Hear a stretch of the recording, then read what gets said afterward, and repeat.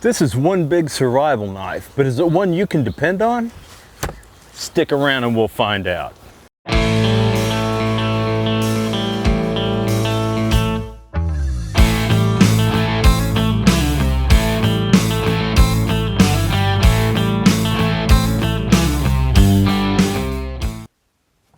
Okay, here we are. We're inside. The rain picked up on us, so we're back under cover.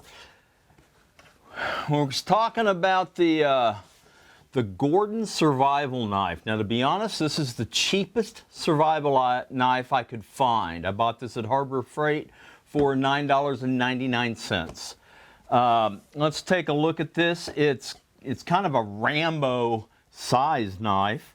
It's got an 8-inch blade that has a saw back, clip point. This is, I haven't sharpened this yet, and it's not real sharp. The saw back is. There's a couple things that concern me about the blade. A is that this is marked 440 stainless, and any time that you see 440 stainless on a blade, it's normally 440A. 440A is the least expensive stainless that you can buy. It's cheap. It's also pretty soft. I mean, it's got a Rockwell rating, I think, of around 56-ish.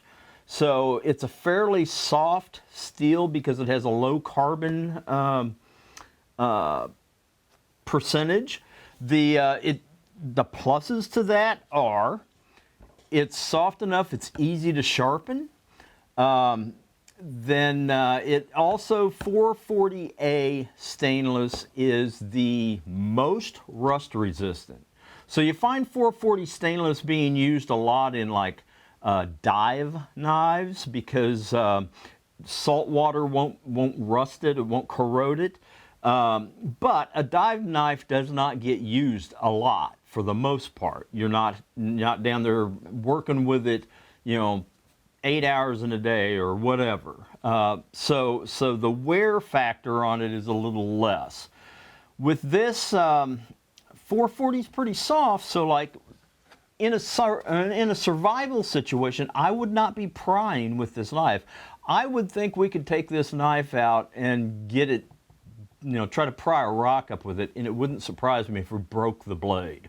Okay, so a little better steel would probably be nice. Now, why do I suspect this is 440A when it's marked 440? There's a whole family of 440 steel. There's A, B, and C. And I think there's an F also. Okay, first of all, it's a cheap knife, 10 bucks, okay? So they're not gonna buy expensive steel for this. If this were 440B, you can bet they would put 440B just to let you know this is the more expensive steel.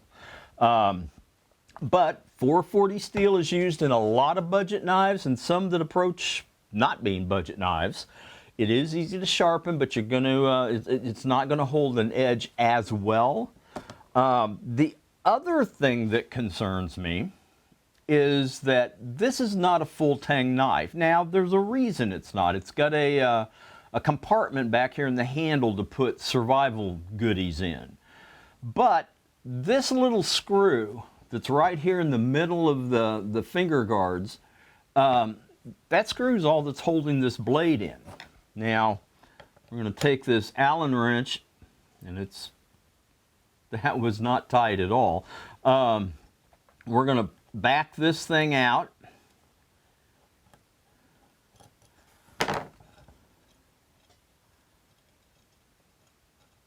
And that's the screw that's holding your blade in. Now the blade will pull right out of the handle at that point.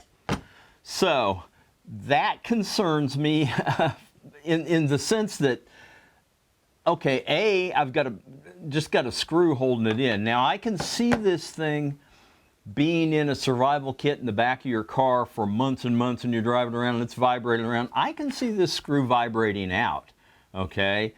if you are truly then in a survival situation, you know, if you're chopping on a piece of wood, you could fling this blade off into the woods. So now you're trying to survive, but you're also out in the woods hunting for your blade.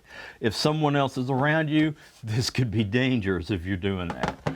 Okay, so if I were going to, I started to say if I own this knife, but I do own this knife. If I were going to use this knife in a survival or any serious endeavor, I would take, and the very first thing you should do is take this screw out and put Loctite on it so it can't vibrate loose. All right, that's pretty tight now. Okay, so the next thing we get to is the handle. It's got about a 5-inch handle. It's machined in such a way as you get a good grip on it. At the back there is a cap you unscrew. And inside this cap is a compass. Now, this is not, you know, the kind of compass you're going to take fine bearings on. But if you know you're south of a highway, this will at least let you know which direction north is. Okay, so it'd be useful to have a compass. Now, inside, there's a little Ziploc bag, and this is the rest of your survival goodies. You know, dump some of this out. There are 6 matches, and basically the side of a matchbox so you can strike them on it. I would rather see a small ferro rod in here. 6 matches, if you're in a damp area, you could go through 6 matches and not get your fire lit. Or if your fire goes out, you've got very few matches to get it going again. Okay, so I don't mind the matches, but I would want a ferro rod in here also. I haven't unwound this is fishing line that's wrapped up in here. I'm guessing there's probably 5 to 10 yards of fishing line in here. That's handy. There's also a fish hook. It's a very tiny fish hook. The thing I find curious about this fish hook is it does not have a hole in the end of it. It's just got a flattened out, the shanks just flattened out. So to use this line, you would have to tie a noose around here, and hopefully it would not pull through there. So one of the other things I would do with this is I would replace this single fish hook with several real fish hooks that have an eyelet in them that you can actually put the line through. This is kind of strange, okay? They give you a sewing kit, like your survival depends on darning your socks. I'm being facetious there. But you know, the needle, that's useful. I would want a needle. We have 4 different colors of thread. I'm not that concerned about the color of thread. There are uses for thread, so okay, we'll give them a pass there. I would also like to see maybe some monofilament line in here that will fit through the needle. I wonder if this will. That monofilament may. That's pretty small. Okay. They have 1 safety pin. I'd have a couple of safety pins. The safety pin can be used for a lot of things, including a fish hook. So safety pin, we'll give them a pass on that one. That's good. And then we come down to 2 shirt buttons.